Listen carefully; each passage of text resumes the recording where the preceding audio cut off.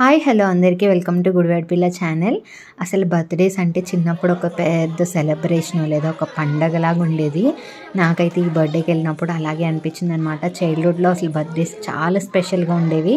Mainly అసలు ఏ dress తీసుకోవాలి, ఎలా రెడీ అవ్వాలి, ఏ చాక్లెట్స్ తీసుకోవాలి, క్లాస్లో టీచర్స్కి ఎన్ని ఇవ్వాలి, పిల్లలకి ఎన్ని ఇవ్వాలి, మన బెస్ట్ ఫ్రెండ్స్కి ఎన్ని ఇవ్వాలి, ఏ బెస్ట్ ఫ్రెండ్ని క్లాస్కి తీసుకెళ్ళాలి, ఇలా చాలా ఉంటాయి కదా. అదే సమ్మర్లో వస్తే ఏం చేయాలి, లేకపోతే మనం వేరే వాళ్ళ ఇంటికి వెళ్తే ఎలా చేసుకోవాలి అని.